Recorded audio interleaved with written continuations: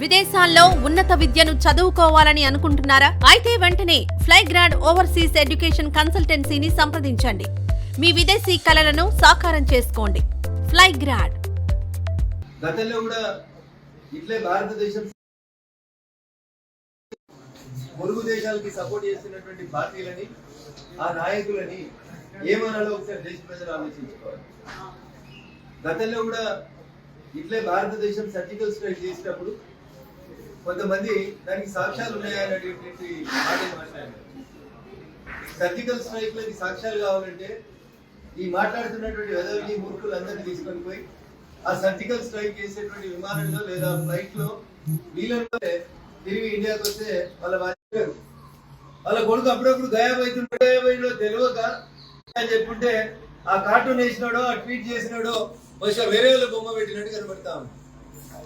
దేశంలో ఎవరిని అడిగినా, రాజకీయాలలో ఓనమాలు తెలిసిన ఏ వ్యక్తిని అడిగినా, పార్లమెంట్ లో సీరియస్ డిస్కషన్స్ ఉన్నప్పుడు గయాబయ్యేది ఎవరో చెప్తా ఉంటారు.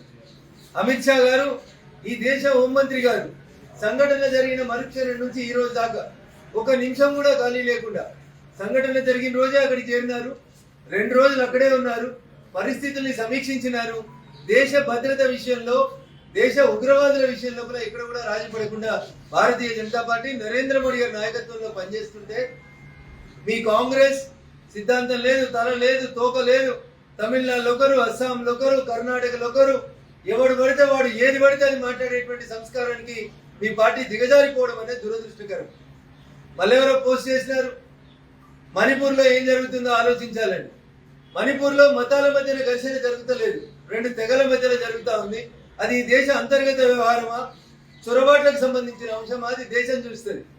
పొరుగు దేశానికి సంబంధించిన తీవ్రవాదులు ఈ దేశం మీద దాడి చేసినప్పుడు 125 సంవత్సరాల చరిత్ర ఉందని చెప్పినటువంటి మీ పార్టీ, మీ సంస్కారం ఎటుపోతుందో ఒకసారి కాంగ్రెస్ పార్టీ ఆలోచించుకోవాలి. నాకేమనిపిస్తుందంటే బహుశా ఇండి కూటమి, రాహుల్ గాంధీ గారి నాయకత్వంలో కాంగ్రెస్ పార్టీ, ఇండి కూటమి ఈ దేశ ప్రజల మద్దతుని కూడగట్టలేకపోతా ఉన్నాం. ఈ దేశంలో ఎన్నికలు గెలవలేకపోతా ఉన్నాం. కాబట్టి అవకాశం ఇస్తే పక్క దేశం పాకిస్తాన్ వాళ్ళని కలుపుకొని, ఇంకా అవకాశం ఇస్తే బంగ్లాదేశాలను కూడా కలుపుకొని భవిష్యత్తులో అఖండ భారత్ చేసి అప్పుడు ఎన్నికలకు వద్దాం అనుకుంటుందేమో Congress party. Let the Congress speak on its view. ఇది కేవలం పాకిస్తాన్ కి చెంచాగిరి చేసేందుకు మాట్లాడేటువంటి మాటలేనా, లేదా రేపు భారతీయ జనతా పార్టీ లేదా ఈ దేశ ప్రజలు అఖండ భారత్ కావాలి, 1947 ఆగస్టు 15 కంటే ముందున్నటువంటి అఖండ భారత్ కోసం నరేంద్ర మోడీ గారు పనిచేయాలి, పీఓకేని వెనక్కి తీసుకోవాలన్న రోజు కాంగ్రెస్ పార్టీ స్టాండ్ ఏముంటుందో కూడా ఇప్పుడే చెప్పాల్సిన అవసరం ఉంది.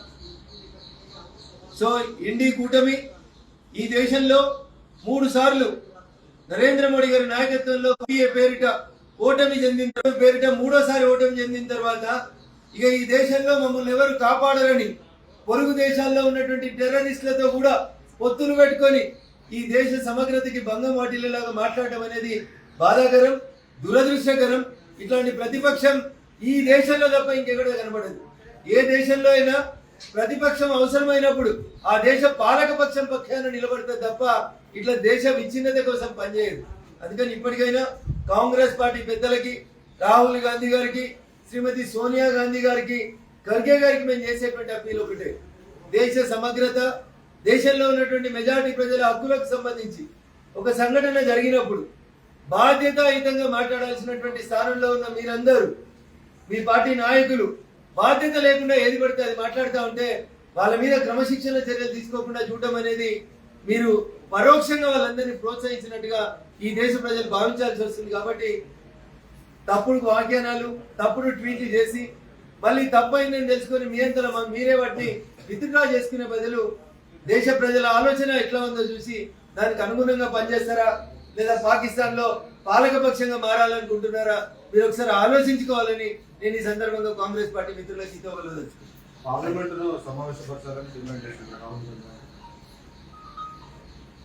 దేశ సమగ్రత విషయంలో ఫస్ట్ మీ కాంగ్రెస్ పార్టీ స్టాండ్ ఏందో చెప్తుంది. దాని గురించి మాట్లాడకుండా మీ ఎమ్మెల్యే కర్ణాటకలో ఒక రకంగా, అస్సాంలో ఒక రకంగా, తమిళనాడులో ఒక రకంగా, మహారాష్ట్రలో ఒక రకంగా, మీరు మీ అనుబంధ పార్టీలకు సంబంధించిన మీ ఇండి కూటమి ఎమ్మెల్యేలు రకరకాలైనటువంటి వివాదాస్పద వ్యాఖ్యలు చేస్తూ పార్లమెంట్ ని సమావేశపరచాల వద్ద అన్ని పార్టీలు అడిగితే దేశ ప్రధాని ఖచ్చితంగా లోక్సభలో పార్టీ నాయకుడిగా లోక్సభ నాయకుడిగా నరేంద్ర మోడీ గారు ఖచ్చితంగా నిర్ణయం తీసుకుంటారు.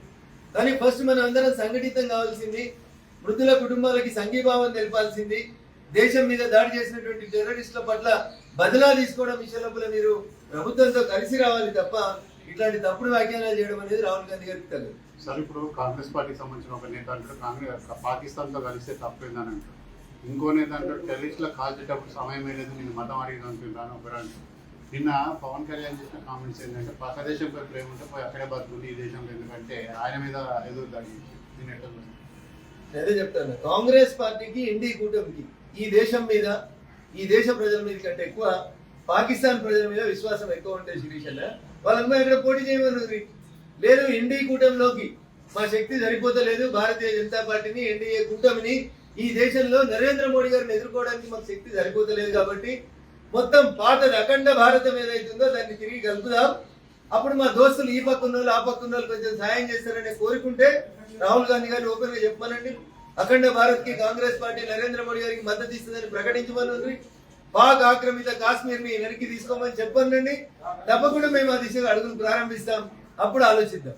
ఇక పవన్ కళ్యాణ్ మీద మాట్లాడినరా, రఘునందన్ మీద మాట్లాడినరా, ఇంకొకరి మీద మాట్లాడినరా అనేది వ్యక్తిగత దూషణల కంటే అది ఈ దేశ ఆత్మ మీద ఈ దేశ ప్రజల ఆకాంక్ష మీద జరుగుతున్నటువంటి దాడిగా మనం దీన్ని చూడాలి.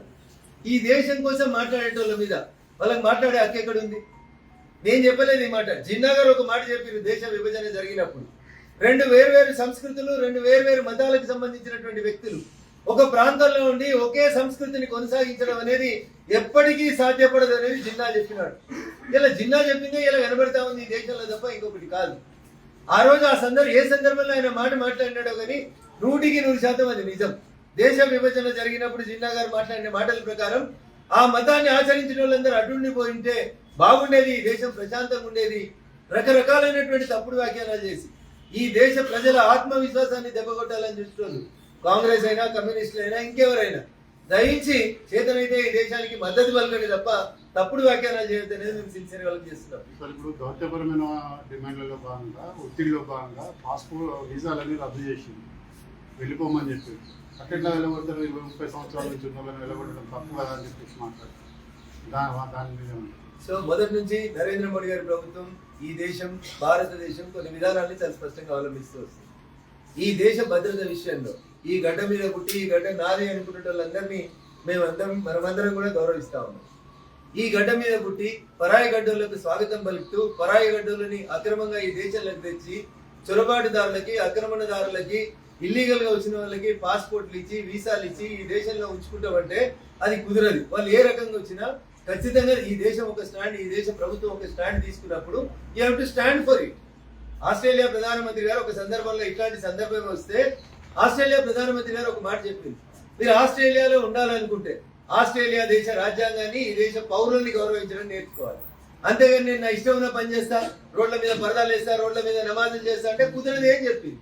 భారతదేశం కూడా ఇవాళ అంతే ముక్త కంఠంగా నరేంద్ర మోడీ గారి నాయకత్వంలో చెప్తుంది. ఈ దేశ విధానాలకి ఈ దేశ రాజ్యాంగానికి అనుకూలంగా ఉండేదంటే ఉంటది. ఈ దేశ సమగ్రతకి భంగం కలిగించేలాగా వివరించే వాళ్ళు ఎవరైనా ఎన్ని సంవత్సరాల నుంచి ఈ దేశంలో ఉన్నా ఈ దేశం వెళ్ళని దాటాల్సినటువంటి టైం ఆసన్నమైంది. వాళ్ళు పోకపోతే ప్రజలే పంపించడానికి అడుగుపడి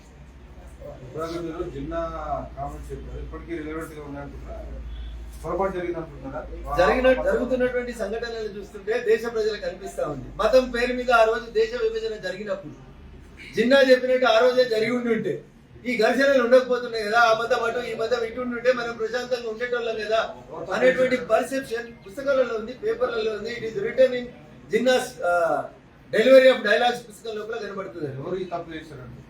ఆ రోజు దేశ విభజనకు పాల్పడినప్పుడు అప్పుడు అధికారంలో ఉన్నటువంటి పార్టీ దేశ విభజనలో సంతకం పెట్టినటువంటి పెద్దలు చేసినటువంటి 1-6 పొరపాట్ల వల్ల ఇదంతా జరుగుతుందని ప్రజలు భావిస్తా ఉన్నారు.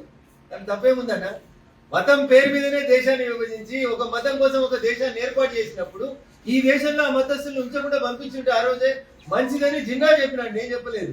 కనీసం ఆ మాత్రం కూడా మనోళ్ళకి అర్థం కాలేదు. ఆ రోజు అర్థమైంటే ఈ పరిస్థితి వచ్చేది కాదనేది నా భావన.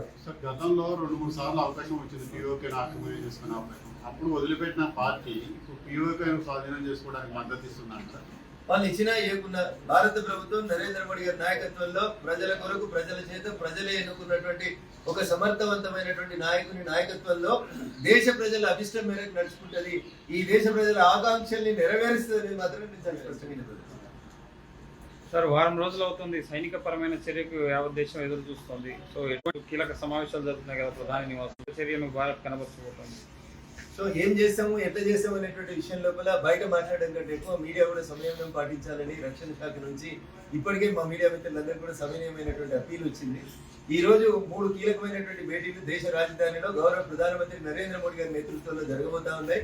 తినవద్దు రుచులు, ఎందుకంటే you are the first persons who will know about the issues. కాబట్టి దయించి ఏం జరుగుతుంది ఎట్లా జరుగుతుంది అనే దానికోసం మేము మాట్లాడడం బాగుండదు. అది సైన్యానికి పూర్తి స్వేచ్ఛను నిన్ననే భారత ప్రభుత్వం గౌరవ ప్రధానమంత్రి గారు నరేంద్ర మోడీ గారు ఇచ్చినట్టు మనందరం ఈ మీడియాలలోనే చూసినాం. కాబట్టి wait for the end result. నీళ్ళు ఆపితే రక్తాన్ని పారేస్తాం, ఆటం బాంబులు వేస్తామని బెదిరిస్తున్నారు. ఆ కామెంట్స్ ఉడత ఊపులకు భయపెట్టేంత అమాయకులు కాదు భారతీయులు. ఇక్కడ ఉన్నటువంటి ప్రధానమంత్రి చాలా స్ట్రాంగ్ గా ఈ దేశాన్ని ప్రపంచ చిత్రపటం లోపల విశ్వగురుగా మలుస్తున్నటువంటి ఒక గొప్ప నాయకత్వంలో ఈ ఉడత ఊపులకి తాటాకి సప్పులకి ఎవరు భయపడ్డాడన్నా వాళ్ళు ఏం చేసుకుంటారో చేసుకోవాలి. భారతదేశం ఏం చేయాలో చేస్తుంది, బదులా ఎట్లా తీసుకోవాలో తీసుకుంటది. మళ్ళీ ఎవడన్నా ఆయుధం పట్టాలంటే భారతీయుల వైపు టెర్రరిజం కళ్ళు ఎత్తి చూడాలంటే భయపడే రీతి లోపల సమాధానం చెప్తామని ప్రధానమంత్రి గారే సాక్షాత్తు చెప్పారు. కాబట్టి we should wait for the time. Thank you.